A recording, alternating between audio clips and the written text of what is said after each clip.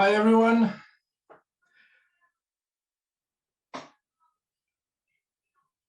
So let's start. Okay, thanks. So let's share the presentation here.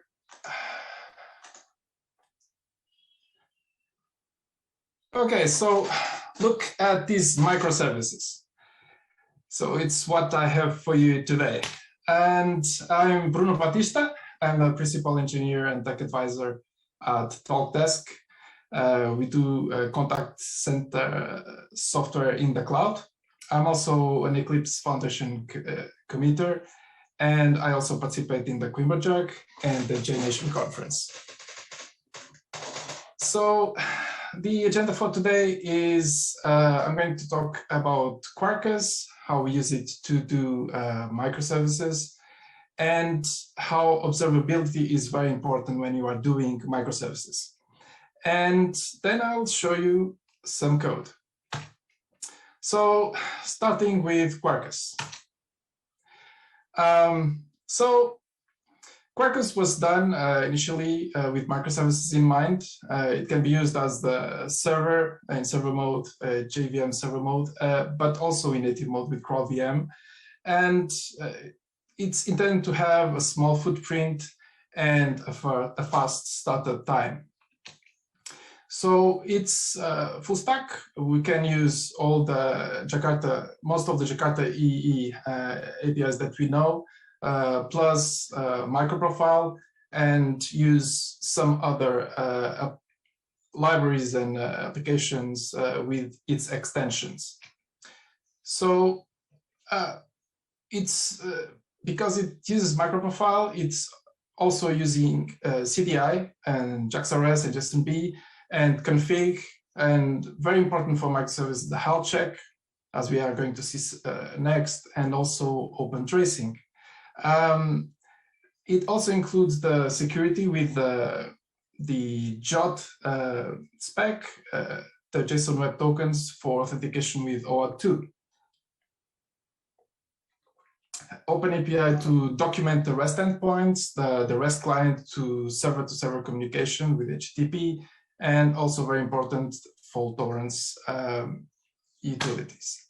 And has some cool stuff around live reloading, so you can code and see the immediate effects on the code that you're producing, package in a jar, and cores, flyway, and a lot of other extensions that you can use with, and very fine documentation and community around it. So it's not new anymore. It's more than 2 years, almost 3 years now. It uses all these Jakarta EE and Microprofile libraries, and gives it life using a new glue code. So it doesn't use reflection. This allows it to be compiled into native code and deployed in very small artifacts. So the JVM mode, when we use it on this mode, is very, it performs well, but when you use it in a native mode, you get a very fast start time, like we can see here, and low memory footprint. So this is a comparison of the same deployment, one with native mode and one with JVM. However, the just-in-time optimizations that the JVM mode server is able to do, well, it gives it more throughput and less latency. So this type of fast-starting, low-footprint container is really well suited for microservices, and that leads us to the next chart. So what is the microservice? Is it some really tiny service? So on job interviews, people usually tell me, the first thing I ask, what's a microservice? Just an open question to see where it leads. And inevitably, people say it's a really small service. And that's mostly right, but it's not just the whole story. It's not even the beginning of it, because it's not just about how tiny it is. So according to microservice.io, we have this definition of highly maintainable and testable, loosely coupled, independently deployed, organized around business capabilities, and owned by a small team. And microservices have this technical part, but also this organizational part. So when you have a monolith application, usually you have multiple teams contributing to a very big application on a single repository. And with microservices, you have many different repositories, each service owned by a small team. And this actually influences the organization of the whole company, because this team will own a very small piece of domain, and this indirectly will influence the size of your microservice. Basically, the size of your microservice is how much code that team can handle. And if you have a good organization and it's easy for you to bootstrap new services, you end up with teams that actually deal with many different services because of business constraints or because of performance constraints on the domains that they are working on. So they have many advantages. So they can be independently deployed because they are owned by a small team. They can move faster and use different technologies. So one example, if in your area you run out of developers that have experience with some stack, you can start hiring some others and continue to develop and enlarge your organization. So they can be independently scalable. So you deal with different performance issues differently. So you can also scale faster because of this, because on a monolith, the only way is to increase the whole thing. But if you have many different microservices, small parts can be increased in an asymmetric way. This is usually more cost effective. Reduce downtime. So this is kind of controversial because it adds reduced downtime if done well, because you need to design the service in a way that they actually isolate the problems between them. This gives you the advantage that if done properly, you can have parts of the application down without the whole thing going down. You can still work on some parts. And it's simple to maintain from the perspective of the team that develops it, because it has less domain, less complexity, reduced build time, and it's more testable from the perspective of unit tests and narrow integration tests. So the integration tests that deal only with that particular service, so database that it uses and so on. And also has many disadvantages. So if you own a monolith and doesn't work well, try to add network latency and faults. So, and also an application can include hundreds of different services. And debugging all these is actually very challenging. Also, integration tests across many hundreds of services is very challenging and needs particular techniques to actually make it happen. You also need to control your interfaces. You cannot change them at will because it can have unpredictable effects on the services that are actually using it. You must certainly maintain backwards compatibility at least one version.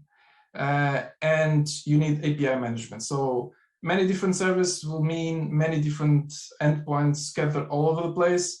And if you don't use, for example, OpenAPI to manage all your endpoints and have them on a single place that you can look at, it's going to be a challenge. So Also, upfront costs can be higher because you need all the hosting infrastructure. You need to think about security upfront. It cannot be dealt later, so you need to do it in the beginning of your project. And all kinds of automation setups like build deployments and logging collections and metrics collection need to be put in place in order for this to work properly. So, and in the end, if you search Google for microservices, these are the image that you will get. It's a huge mess. And it's going to be a huge mess because you have many different services with many different problems that you need to deal with. And the keyword here is automation, automation, and automation. So you need to automate deployment. You need to have intelligent endpoints. You need to automate the build, the CD/CI pipeline for testing, and also the deployment. And you need decentralized and automated control. And because you cannot control what you cannot see, we need observability. So the classical definition goes around a measure of how well internal states of a system can be inferred from the knowledge of its external output. So this relates with controllability, but a more concise definition that I like is for a software system is the capability to allow the human to ask and answer questions. So, and this leads us to 4 different factors that we need to take care of. So logging, tracing, metrics, and alerting. And for logging, you need to follow a few rules, probably. So you need, of course, centralized logging, either with an Elk stack or with OpenTelemetry. You need to have context to every log line. So because you have many services and each service will have different pods, you need to know exactly where that line came from. I usually like to add also the tracing ID for each request from OpenTracing, so you can go back and forwards between the log lines and the Jaeger or whatever tool you are using to see the traces. You also need to use JSON format because you need to produce better queries to get knowledge faster from all this amount of information. And you also need proper log levels because if you don't do that, you'll have a huge amount of information that you need to sort. So errors for execution that is aborted, a warning if something went wrong, but you could continue anyway, and information to validate proper execution. Everything else should be debug or lower because too much log will harm you. And a log system and job boundaries are also very important. If you have a quad job, for example, you also want to say, okay, I started the job and I stopped the job and it was okay or not, in order for you to understand if the system is behaving properly later. Okay, distributed tracing. So OpenTracing and OpenTelemetry are the candidates here. And this allows you to follow requests across multiple services. So if a user does a request that goes to service A, then service A calls service B, you will be able with OpenTracing to see all these hops and understand how long it took on all these hops, where did the call went through, and so on. Because at some point, the system will get so big that it might be challenging to even understand where things are going. So this will help you a lot, pinpointing errors and performance bottlenecks. And metrics. So for metrics, you have a wide range of things that you can use. So Microfile Metrics, Micrometer, OpenTelemetry, and a lot of closed source APMs, so application performance managers like New Relic and so on. And all these will gather the JVM metrics for you. So CPU, memory, garbage collection metrics. And these are actually the basis for the SLAs, the service level agreements. So request metrics and error rates. At some point, someone will ask you, so what's the average response time for this or that endpoint? And you want to track that across time to see if you are improving or things are getting worse and how many error rates you have, because you will need that information for alarms. All this information needs to be dealt in some automated way, again, automation. So the alarms will be based on queries that you do either to logs or to these metrics, and will notify you when something of interest is happening.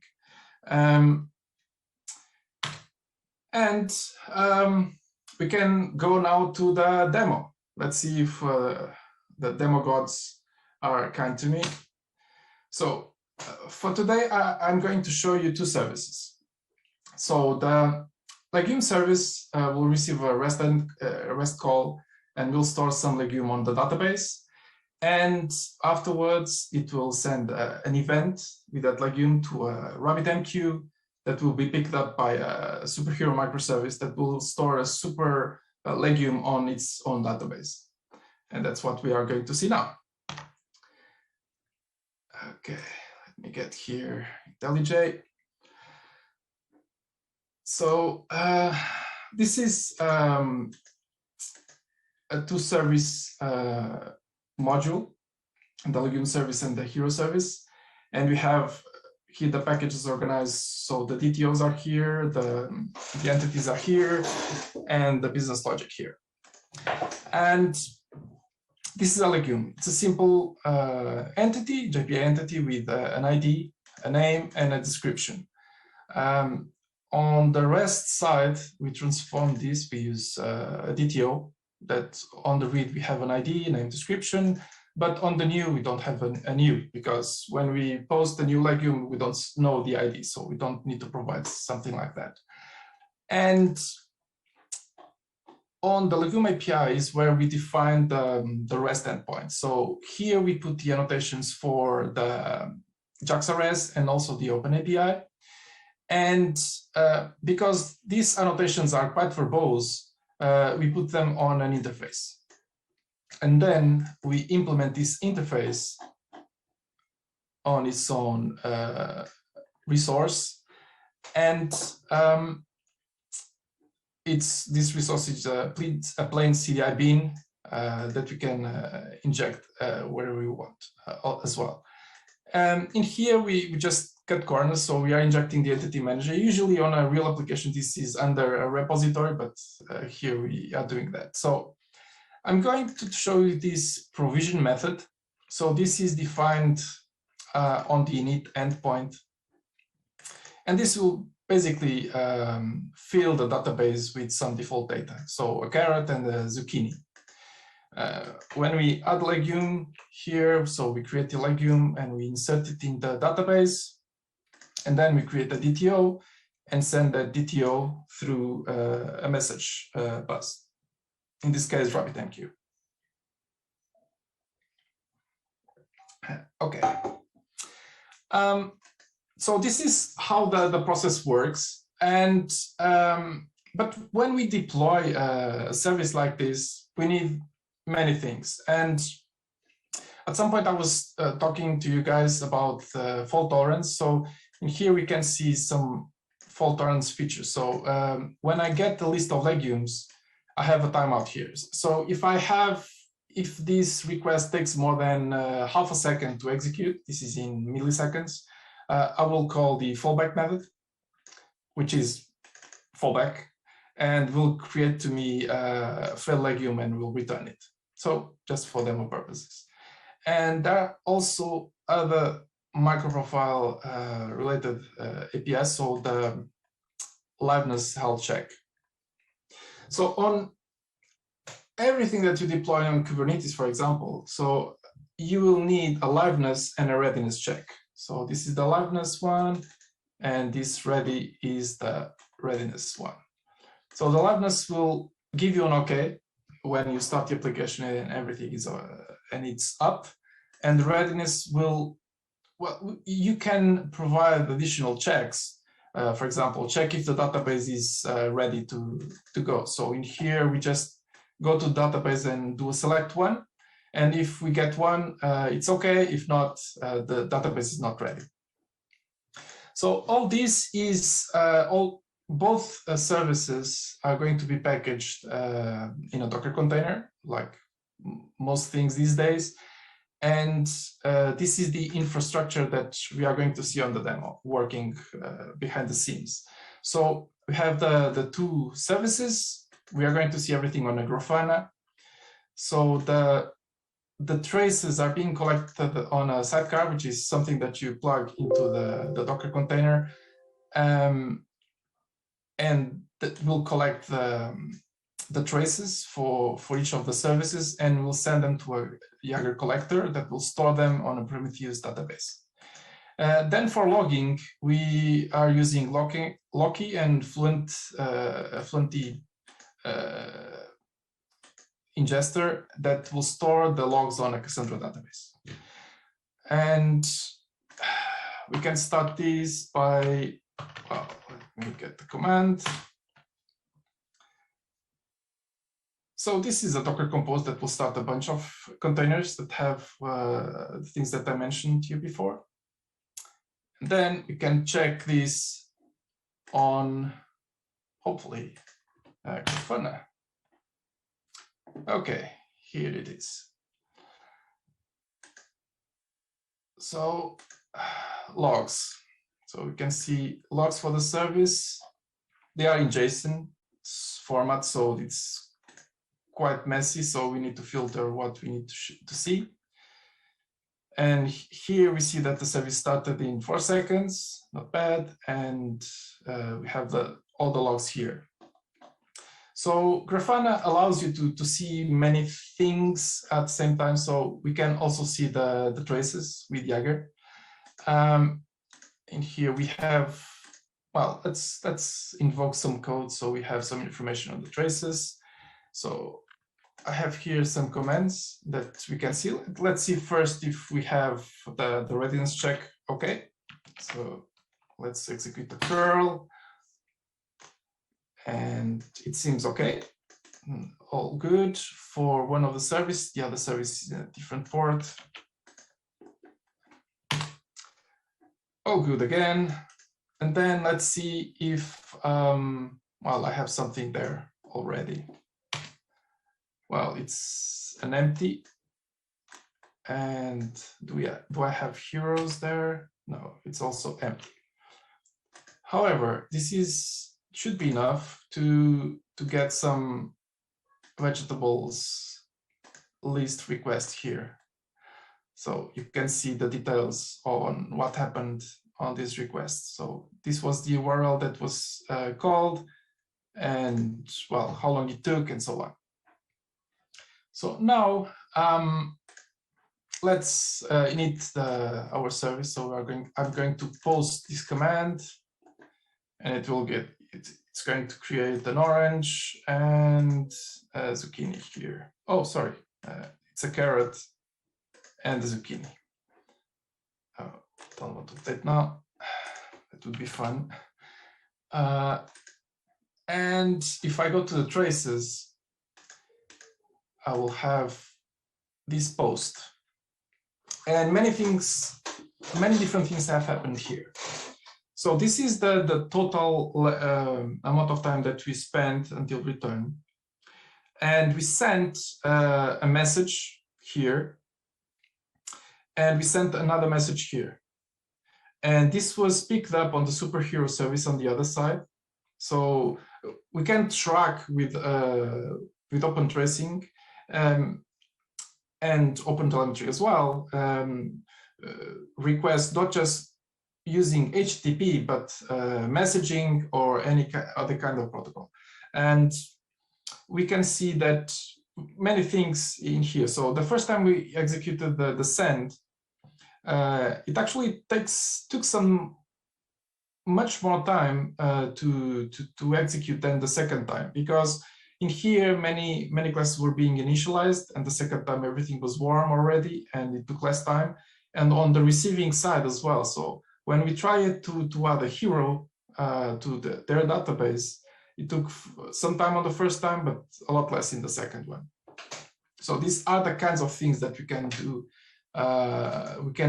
learn with open tracing. So, and then there's the metrics.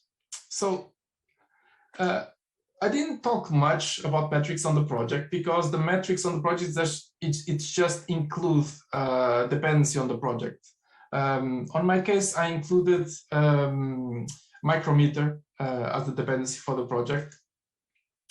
And in the case of Grafana, so I don't have dashboards now, and I can go here to manage and import the dashboard. And what they're telling me is that, oh, I need to load an ID here. So there are many dashboards for Grafana. So you can you can search on Google, dashboard, Grafana.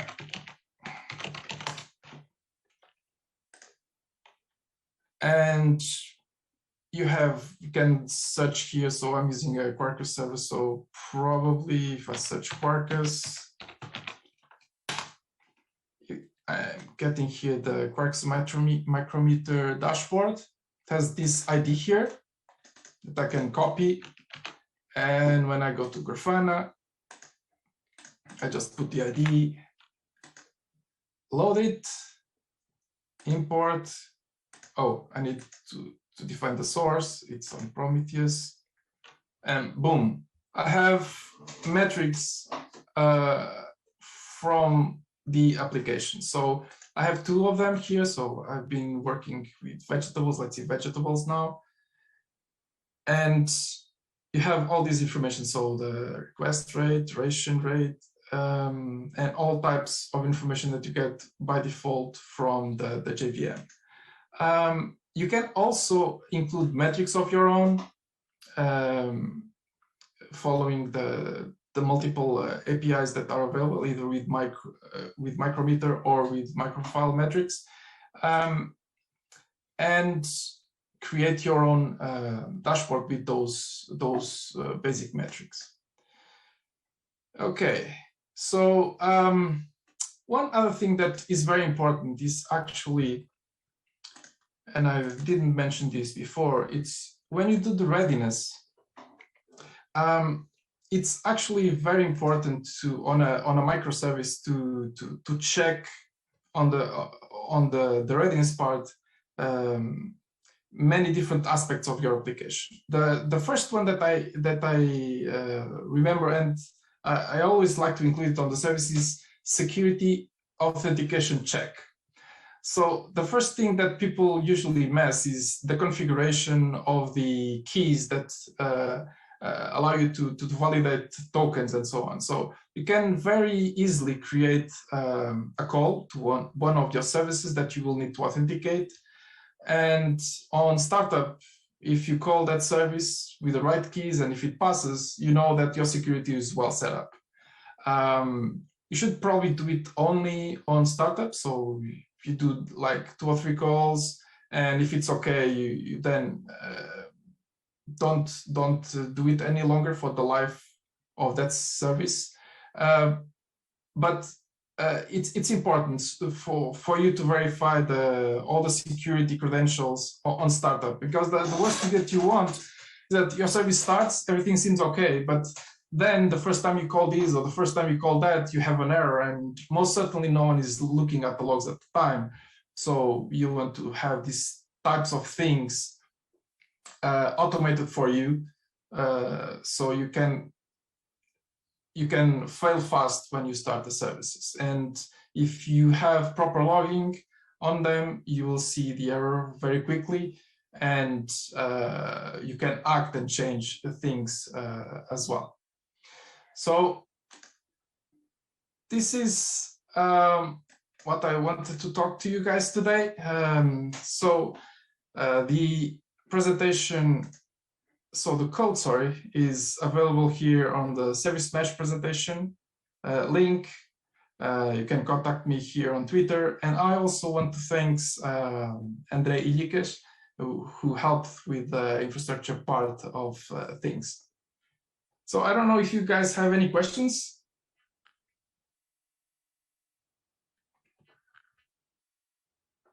Okay.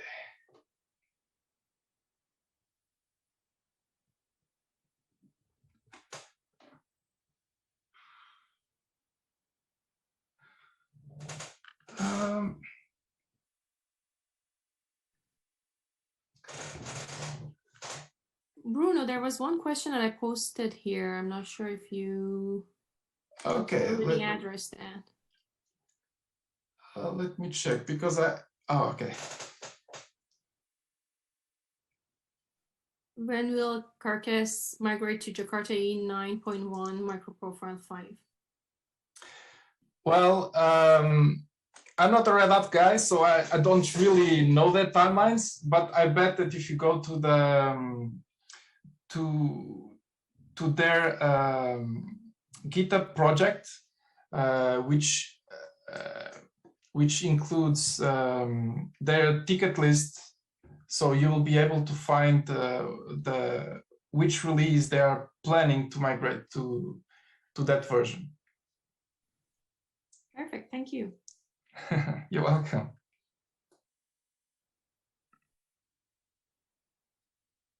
All right. Okay. We'll share your presentations on our community folder so that everyone will be able to access. Thank you very much, Bruno, for the great session. Thanks very much for the opportunity, and bye-bye to everyone. Bye. Bye.